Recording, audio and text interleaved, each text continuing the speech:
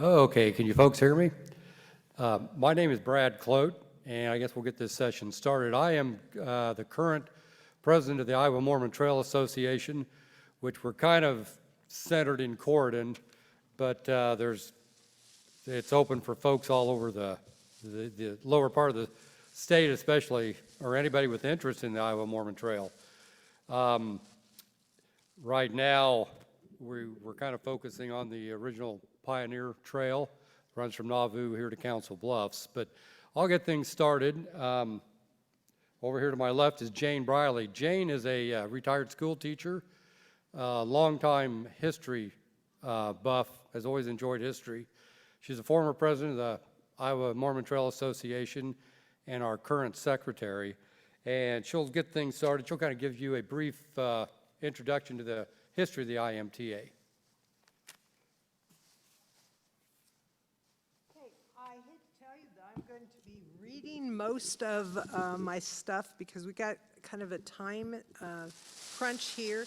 Plus, I'm going to be sharing, besides what I'm going to read next, I'm going to be sharing information that a couple of our board members from different parts of Iowa were not able to be here today, so I'm going to be sharing their parts too. So the first thing I'm going to talk about is the history of our organization, the Iowa Mormon Trails Association. A steering committee of those interested in forming a Mormon Trail Association in Iowa started meeting on December 12, 1992. 19 people attended the first meeting in Garden Grove from Wayne County, Decatur, Union, and Cass counties. Those attending the meeting shared what they knew of the Mormon Trail history and shared historical artifacts that still exist on the site of the trail at the time. At the end of the meeting, an informal poll was taken as to whether an association should be formed in Iowa, and the consensus was yes.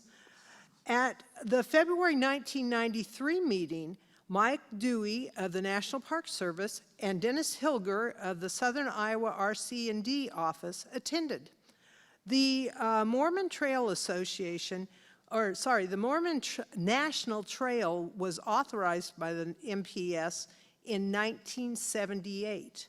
The Iowa Trail is 265 miles long.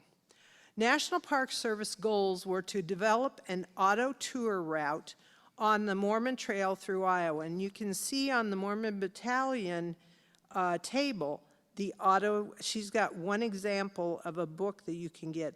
Oh, you brought it in. There is the Iowa Mormon Trail tour route that they came up with. I don't have any. I was just telling them that unfortunately National Park Service, our allocation is down. We need to reorder. This would include signage and wayside exhibits. So we're the wayside exhibit people and the signage people. They would need the assistance of this new association. So Dennis Hilger of the Southern Iowa RC&D volunteered to do all the paperwork to make us an association, and a board of directors was formed, 2 members from each county. One was a voting member and one was an alternate. The board of directors would be elected yearly. At the June meeting, they made a list of initial goals, and here's a list of our goals. The goals were membership plan, a consistent statewide signage, an Iowa Historic Trails map, a fundraising plan, an Iowa Mormon Trails directory, which included things like trail resources and lists of trail historians. A public relations campaign that included newsletters, publicity, advertising, and all of those, if you want to go out to my table out here, the Iowa MTA table, I have a book of publicity that we've done over the years that you can take a look at. A speakers bureau to hire a full-time Iowa Mormon Trails Association coordinator to start in 1994 and to work for 2 to 3 years to get the organization off the ground, and we were able to do that. Each county organization was to hold their own meetings with those locals interested in the trail. Each county was to work at discovering physical location and historical information about their section of the trail. The county then developed a plan for wayside exhibits in that county. Information was given to the board, and then they were to work with the NPS on developing the signage and interpretation projects. Next, they decided that they would like to focus on the 150th anniversary of the Mormon Trail in Iowa, coming up in 1996. They wanted to reenact a wagon train for the celebration. Fundraising was needed to pay for expenses. The group first developed, oh, and before that, did anybody ride on the 1996 wagon train? One person here was on that reenactment. The group first developed a logo in 1994 to be used on their letterhead. Any fundraising material and for tourism identification. They kicked off a fundraising program which included membership levels, and by the way, we do have membership forms on our table. If you are interested in joining our organization, we still take members. And the Iowa Mormon Trails Association items could be sold for raising money, and we sold, and he's going to show you a picture in a second here. We sold t-shirts, caps, coffee mugs. They started an Adopt a Sign project. Hey, Brad, would you flip to the next slide? Because I think I've got pictures of those. Yeah, I do. Okay. The Adopt a Sign project was wooden signs that were designed like those that marked the trail in the 40s and 50s. And people could adopt those signs and choose a placement of their sign in memory of themselves or their family members. And a small little metal plate was in the corner with the name of the place at the bottom of the sign. And there are many places on our trail in Iowa where you still can see those. That picture that's there was just taken a few weeks ago up by the town of between Orient and Spalding, Iowa. Iowa Mormon Trail Association applied for an iced tea grant from the Iowa Department of Transportation. The money was used to begin the great task of creating signage and these interpretive panels that are all along the trail. A schedule and plans were soon made for the wagon train through Iowa. Participants successfully walked, pulling carts, hand carts, driving wagons across Iowa and following the Mormon Trail. And this sign here actually marks wherever the trail crosses the road. In August 1994, IMTA promoted the Iowa Mormon Trail at the Iowa State Fair. They even found a covered wagon for their booth. This continued to be an IMTA tradition through 2003. IMTA was assisted by the Mormon missionaries in Iowa in developing Iowa history materials for teachers in the state to use with their classes.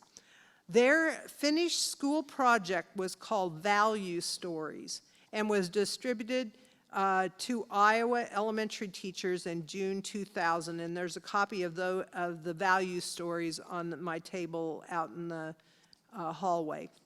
Historical research has always been intertwined with the development of the trail. Accurate maps, such as you see on our publicity here, were produced.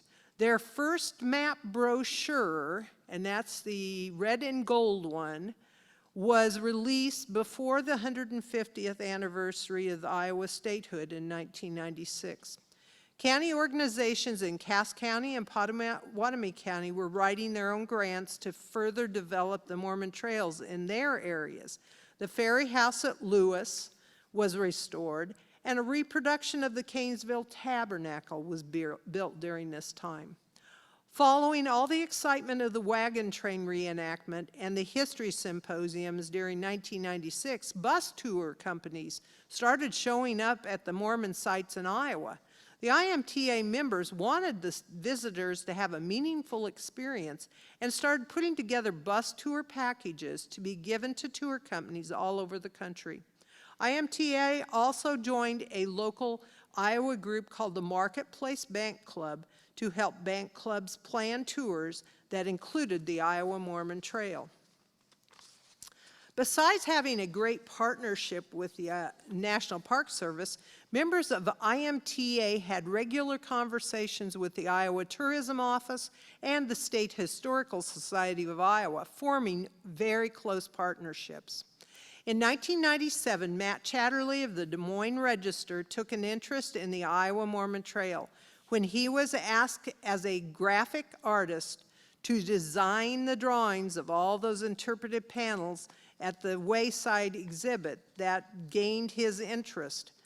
Following the project, he was asked by IMTA to develop a color booklet, and on the previous slide there was a color booklet I have a copy out on my table. I have a few that I can give away. I don't have many left. We have to reprint those. But they have pictures of the maps in color and information about all the places. He called it Explore Iowa's Historic Mormon Trails, giving tourist information county by county from east to west across Iowa. It was completed in 1998, and after working on that project, he created his own 99-page book that included not only the art that he provided, but also and the interpretive panel information, but also maps. And it was called Wend Your Ways. And Wend Your Ways, I have a copy of that out. I'll have that on the table after so you can take a look at that as well. I would imagine if you Googled it on Amazon, you would be able to purchase a copy of his Wend Your Ways book. So it was a self-guided tour across Iowa. Wend Your Ways was completed in 2000, and as I said, Amazon probably has a few copies. In 2004, IMTA started working to celebrate the anniversary of the handcart expedition. They started the discussion in Iowa City. Historians were contacted about speaking. Preparations were made. In 2006, Iowa City hosted that Mormon Trail Handcart Trail Symposium. They even actually reenacted the handcart. Did anybody go on the handcart trail during the handcart anniversary? Nope, guess not. IMTA had their first website providing information about the trails in Iowa in 2004. Internet has changed so much.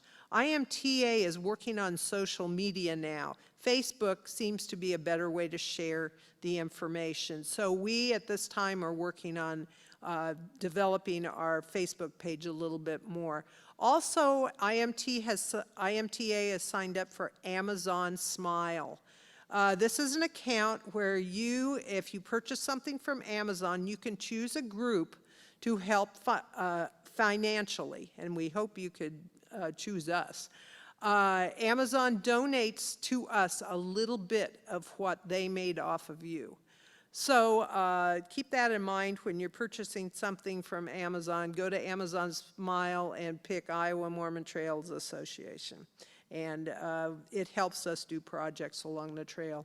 IMTA understands that the world is all about their phones.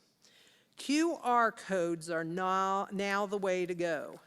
We are exploring right now how we could use the QR codes to inform you about the Iowa Mormon Trails Association. And that is our piece about our association. And Brad, I believe you're up.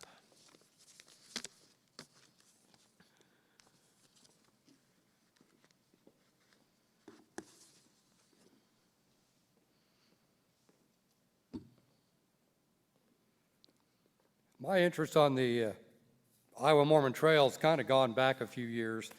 My father, I farm, and my father farmed.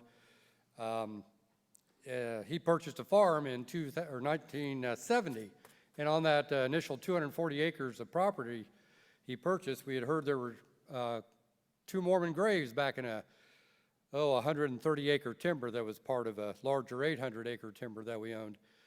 And slowly through the years, we finally found those graves, and of course, I was 9 years old at the time, and curiosity got the best of me. I always wondered why were they there and what brought them to that point. It was a beautiful setting in the timber, but it was probably the reenactment of the wagon train in 1996 that really got me going. I slowly started cutting a pathway back to the graves, and that kind of opened it up for more folks to come.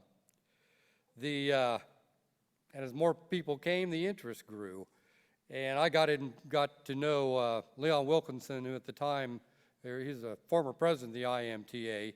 And with Leon's help and encouragement, we cleaned up around the graves. We got some donations. We made a very nice walking path back to it. Put a split rail fence around the 2 graves. And we also put in an interpretive panel back there. The 2 folks that are buried back there, one is a 30-year-old man, Edwin Little. Edwin was the nephew of Brigham Young. There's also the 15-month-old child, James Monroe Tanner, who is buried there. The Tanner boy, he died of swelling of the brain. And Edwin actually, when they were leaving Nauvoo, one of the last few wagons to leave the city going across the Mississippi, it was his Uncle Brigham's wagon. Apparently it broke through the ice and threw Edwin into the water. Of course, being the end of February, it was not a good time to get wet in the river. I believe he inhaled a lot of water, and he ended up contracting pneumonia. And from the time the Vanguard group left Nauvoo in February of 1846, it was roughly 2 weeks, a little over 2 weeks, to where they reached Richardson's Point. And by that time, that was March 7th. Of course, you all know how Iowa springs are. It was snowy and rainy, it'd freeze, it would thaw, and the trails they were on at the time were getting everybody's getting mired down in the mud. So with sickness starting to spread, the wagon train camped there at Richardson's Point on the edge of that timber. And along that timber, and I suppose this is how Richardson Point got its name, there were 2 families that had settled in the area in 1839, 1849, or 1840, excuse me. And one was the Stewart family, the other was Richardson family. So I imagine that's where Richardson's Point came from. But the Vanguard group camped there from March 7th, and they left the morning of the 19th. James Tanner died March 17th, and Edwin Little died the 18th. And Brigham Young performed burial services over both of those folks. And right after Edwin's burial, they left the next morning. But it seems like the story keeps growing. Like we give a lot of tours back there, a lot of bus tours, individual folks. We have people on bicycles, motorcycles, vans, cars, walking. A lot of people explore the Mormon Trail, and we like to give the history if they want to hear it, because a lot of family go back there. We've had 5 generations of grandchildren of Edwin Little back there.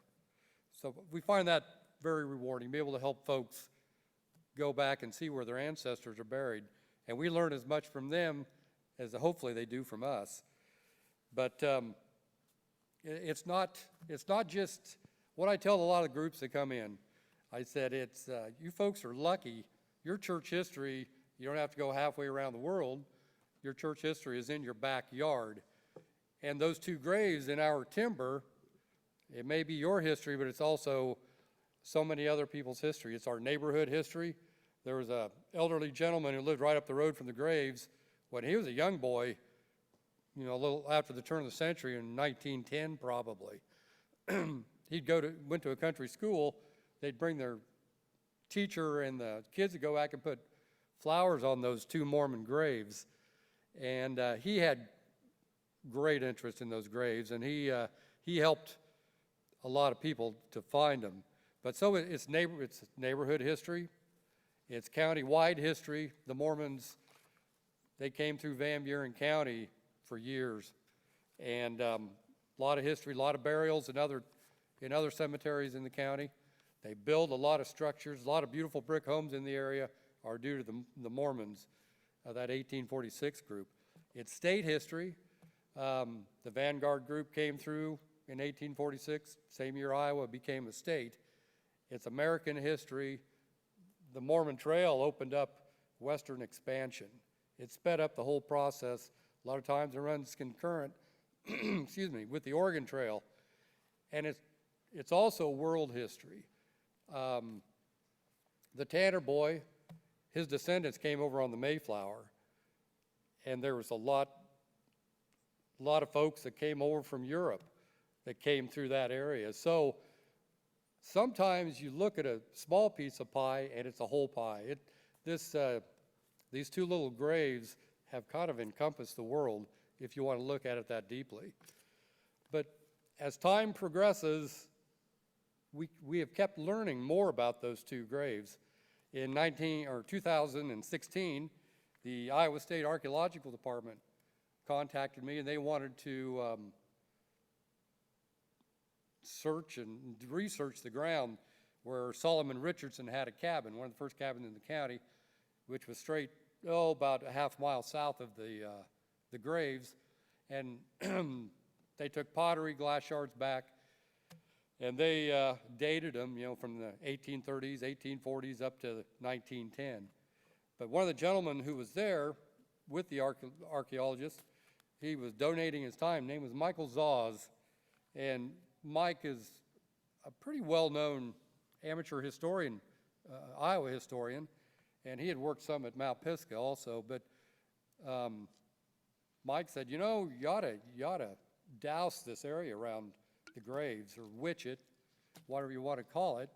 It's when you get dowsing rods or witching rods and you walk around, and due to the change in electromagnetic impulses, or if your soil's been upturned, it'll make the rods turn one way or the other. And he walked that grave site, and we found an additional 39 graves. Now, with these 39 graves, I've had a lot of naysayers. No, they're not graves. They're Native American graves. Well, we have a lot of Indian mounds very close by. They're mounded. They say it could be a local community grave, but I've kind of put that theory to the side. George Richardson, one of the Richardson family that lived on our farm, he actually owned the ground where the two graves are located, of Edwin and the Tanner baby. He donated, or he let those folks be buried there where the wagon trains came through in 46. Now Solomon Richardson, George's brother, donated a half-acre ground to the neighborhood half mile up the road on J40, right south of the graves. He donated that as a neighborhood cemetery that had the first burial in the fall of 1846. So I've kind of ruled out that being a neighborhood cemetery. Plus, you had to go, at the time, we cleared in the early 70s, my dad probably took out 12 to 15 acres of timber to turn it into farm ground. Well, that made the graves about 500 feet off the timber's edge. But they, roughly to bury those two, they had to go a quarter mile into the timber because they didn't want the graves disturbed. So there been a lot of issues for local people to go all the way back into that timber, especially when they had a new cemetery a half mile down the road. These graves, it's very interesting. When we were done, to get a good idea, after we witched everything, we found every individual graves. A friend of mine who was big into Van Buren County history, I don't know where she came up with them, but she just had crosses, and she said, let's just mark the graves and take a photo. Unfortunately, she's since lost the photo, but if you look at how these graves are all facing east-west, and they're in lines, so there was forethought that went into these, so that kind of rules out a lot of different ideas on who was buried there. We found 3 baby graves. There's 2 babies that I find very interesting. They were buried head to toe. I mean, right head to toe.